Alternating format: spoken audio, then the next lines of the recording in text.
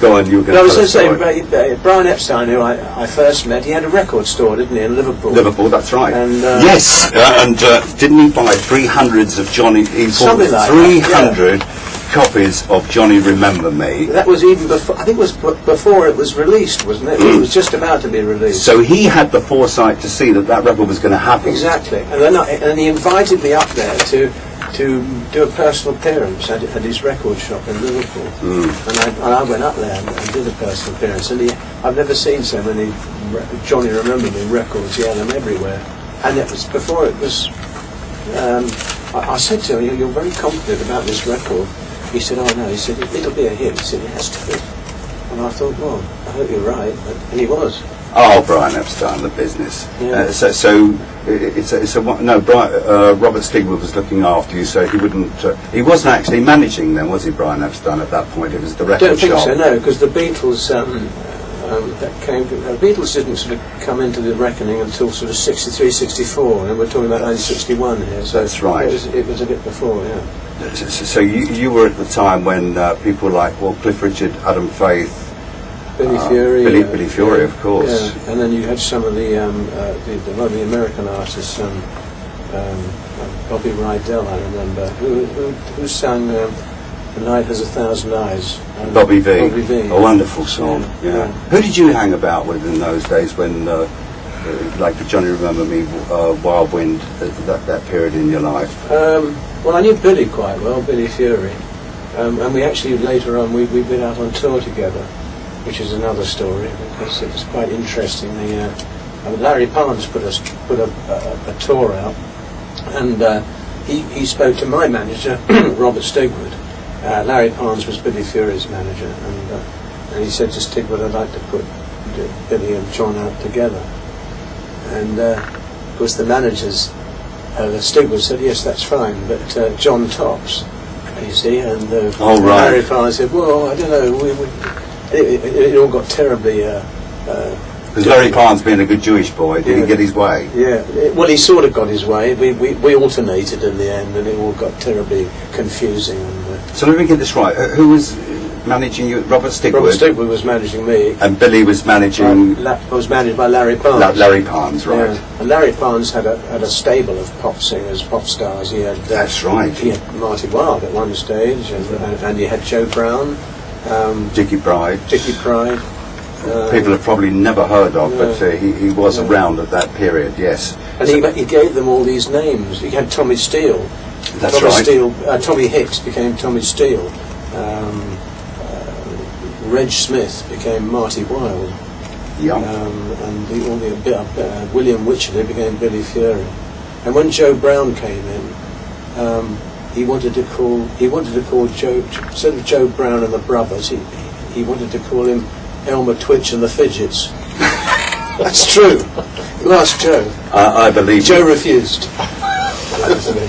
So he's always stuck with being Joe Brown. In fact, I saw him at the Palladium a couple of weeks ago, and he was very good. Was it? Yeah, well, he is. Yeah, he's very professional. Is that with Dave Edmonds? Yes. Yeah. Yeah, Joe actually shone on that. Dave was very good. I don't think Dave's got that real stage presentation, if you know what I mean.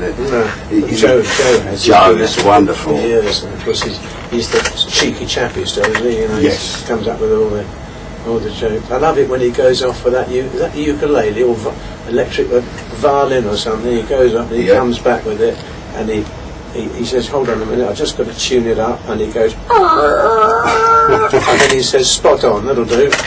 Yeah, he had about 8 guitars behind him, and he said, "I brought them all out here tonight because you bought them, and I thought I should show them to you." No, he was wonderful. He always is. He says, "Do you know why there are so many old guitar players around? It's because when they put them on, they can let the stomachs out." I tell you what, we touched on Frank Sinatra there, and there was a quote that I got from somewhere that I noted down, and of course you worked with Frank Sinatra. What was that? Was it Ryan's... Von Ryan's Express. Von Ryan's Express. Yeah. Was that quite a big part for you with Frank? Frank, it was a co-starring role. Yeah. Although I did after The Great Escape, I made a film called Guns at Batazi, which again was with Richard Attenborough, and it was a great cast. Richard Attenborough and Jack Hawkins. You remember Jack Hawkins? Yes, of course. Dame Flora Robson and Mia Farrow was in that, introducing Mia Farrow. She was, And you introduced me Farrow to Frank Sinatra. yes, a few months later I introduced her to Frank Sinatra, and then they got married. And Did you go to the wedding? no, I didn't. Isn't that often the way? No, she well. No, she. After Guns at Batazi, I went on to do Von Ryan's Express, and the location work for Von Ryan's Express, it was all shot in Italy. But the interiors were shot at 20th Century Fox in Hollywood. And while I was there, Mia Farrow was on the next stage doing a TV series called Peyton Place. Remember Peyton Place? Of course, yeah. And she came to visit me on the set of Von Ryan's Express. Who was in Peyton Place? Ryan. Ron O'Neill. Ryan. He came to my 21st birthday party. Did he really? Yeah. A friend of mine who owned the Cromwellian Club was friendly with him, and he turned up and he said, "I brought a friend." I recognised him straight away. Yes, Ron He'd come O'Neill. in, looked good. Yeah. Cool guy. Yeah, he was a cool dude. Oh yes, absolutely. Yeah, I had a cool party. In fact, it cost me nothing, and I had it in. Not when I think about it. Not Mayfair, Belgravia. Yeah. Right. I had a swimming pool in it and everything. Bloody hell. Well, that was Nice. it. And no, everybody was impressed. So was I. I thought, bloody hell, I added up all that off. Bloody hell. But you know the one, I John. wasn't there. What did? Well, I didn't know you then. We'd only briefly met, you know, and I thought, hey, which we talked about earlier. Now, Frank Sinatra introduced you to a guy. Please put me right on this. He was the head of the mafiosi. Yeah, he was. Yeah. I went to after Von Ryan's Express. I went to see Frank Sinatra live at the Sands Hotel. The Sands Hotel's gone, I think, now, hasn't it? I think it's I there. don't know. Yeah.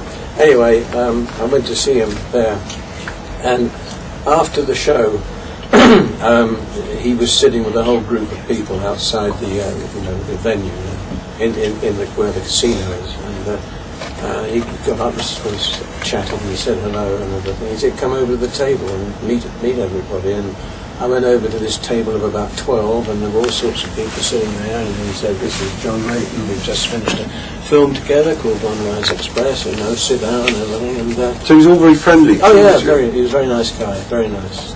And it's a funny story, really, because he has a great sense of humour. He had a great sense of humour. Sorry, sadly, as I said it before, he's no longer with us.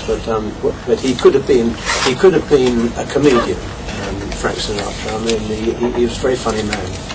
And during the course of our sort of conversation around this table, he took me to one side. He said, ask Sam here what he does for a living. Sam had already asked me what I did for a living, you see, and I said, "Oh, I'm an actor. I've just finished a film." "Oh," he said, "you're in a film with Frank." He said, "Oh, yeah. Oh, nice." So I said to Sam, "What do you do for a living?" You see, and being set up by Frank Sinatra, I said, "What do you do for a living?" And he looked at me and he said, and he looked at the table. He all went quiet. He said, "What do I do for a living?" He said, "I own Chicago. That's what I do for a living." That's right. And I thought, bloody hell, who is this guy? And it was Sam Giancana. And I asked him what he did for a living. Yeah, and of course he was the main mafia boss of bosses. Oh, he was the. He wasn't just the boss. Oh, he was no, the boss. He was the. He was the chairman of the board. Number one. Yeah. Wow, you were mean. Yeah. So it was a bit serious, that. Yeah.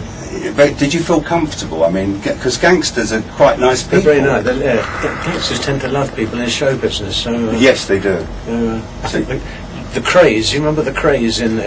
Would you probably know? Ronnie Cray and Reggie Cray, of course, the London gangsters. Yeah, they love people in show business. That's right. Judy Garland. They brought it down the club and everything. Yeah. So you were, but you were hanging out with a more upmarket. I was with the heavy mob. Yeah, they're seriously heavy. Yeah.